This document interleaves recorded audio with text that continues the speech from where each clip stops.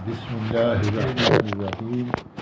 مولانا محمد احمد صاحب بہاولپوری کے بیانات میں سے مورخہ 16 مارچ 2013 کے بیان میں سے کچھ اقتباسات عرض کر رہے ہیں۔ الحمدللہ الذی ہدانا لہذا وما کنا لنہتدی لولا ان ہدانا اللہ لقد جاءت رسل ربنا بالحق۔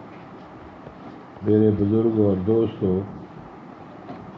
اللہ رب العزت نے جس طرح انسانیت میں سے انبیاء علیہ السلام کا انتخاب کیا ہے اپنی رسالت اور اپنے پیغام کو پہنچانے کے لیے، اللہ رب العزت نے انبیاء علیہ السلام کا انتخاب کیا ہے۔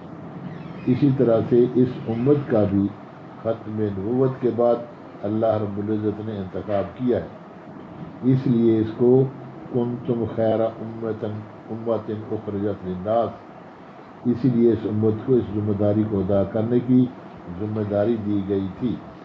جو ذمہ داری انبیاء علیہ السلام کی تھی، وہ ذمہ داری اس امت کی طرف منتقل کی گئی ہے۔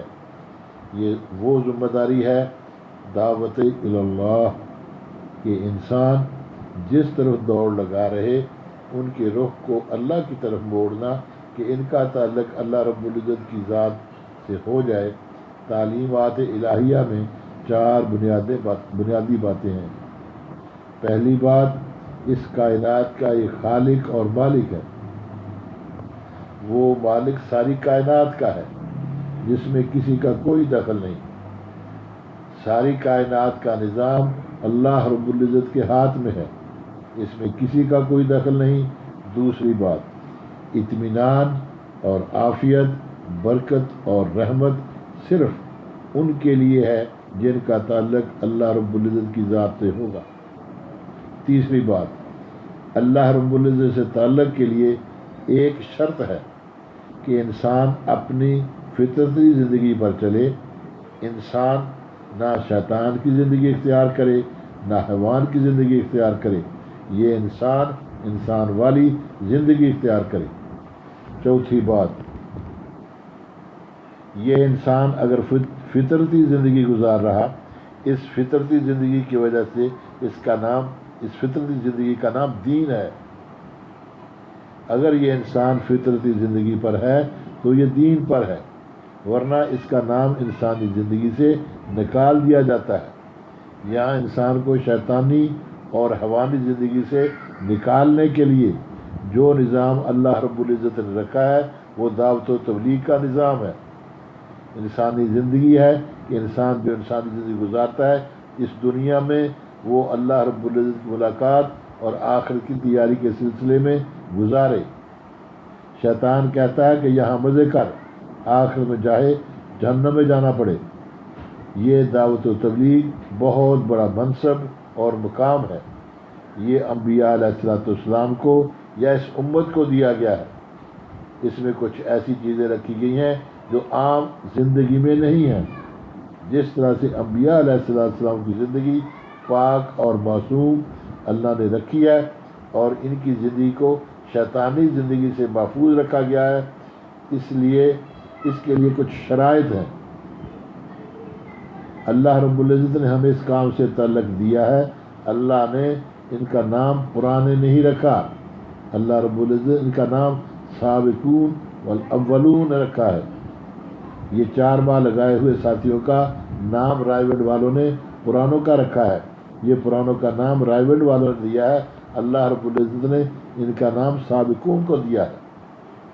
یہ کام کیا نہیں جاتا، یہ کام لیا جاتا ہے۔ جب تک وہ صفات اور آداب نہ ہوں، اللہ ان سے کام نہیں لیتے۔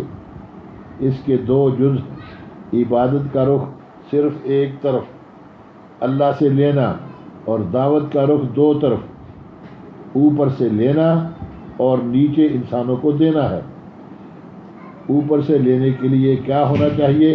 اوپر سے لینے کے لیے اندر اللہ کی نسبت اور تعلق کو سامنے رکھ کر اندر درد اور بے چینی ہو کہ کیسے یہ انسان اللہ کے بن جائیں ورنہ یہ جہنم میں جائیں گے۔ آپ صلی اللہ علیہ وسلم کے بارے میں فرمایا گیا کہ آپ اپنی جان کو ان کے پیچھے ہلاک کر دیں گے اگر یہ ہدایت پر نہیں آتے۔ یہ آدم علیہ السلام کی اولاد ہے، یہ کافر بھی ان کی اولاد ہے۔ شیطان نے ان کو جکڑ رکھا ہے، ان کو جہنم سے نکالنے کا فکر کرو۔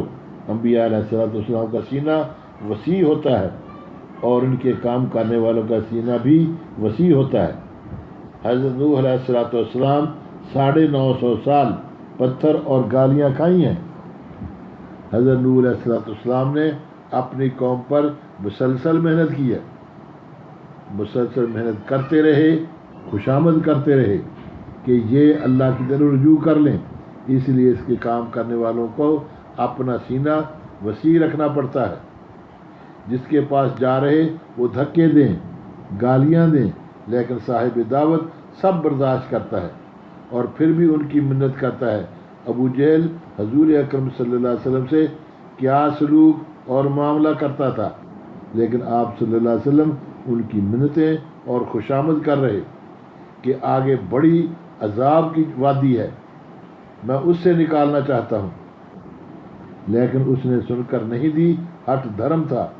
ہٹ دھرم بہت کم ہوتے ہیں جو دعوت میں لگا ہوا ہے، اگر اس میں تواضع نہیں اور منت سماجت نہیں کرتا، لوگوں کے سامنے ہاتھ نہیں جوڑتا، اس کا تعلق دعوت سے نہیں ہے، اس کا تعلق نفسانیت سے ہے۔ یہ کام ان سے لیا جاتا ہے جن میں تواضع ہو، مخلوق سے محبت ہو، چاہے وہ آگے سے کچھ کریں۔ یہ دعوت دینے والا خوشامد اور منت کرتا ہے۔ عام طور سے ہمارا مزاج صحابہ کے مزاج سے مختلف ہے۔ جتنے صحابہ پرانے ہوتے جاتے تھے اتنے پستے چلے جاتے تھے۔ ہمارے پرانوں میں یہ نہیں، اپنے آپ کو اگر چھوٹے ہونے کا احساس ہے تو کام اس سے تعلق ہے، ورنہ نہیں۔ اللہ رب العزت نے اس کی نفسانیت کو ختم کرنے کے لیے شورا کا نظام رکھا ہے۔ جو مشورے میں طے ہو جائے اس پر چل، اپنی نفسانیت پر نہ چل۔ اپنے آپ کو مشورے کے تابع بنا کے اپنی کوئی مرضی نہ ہو۔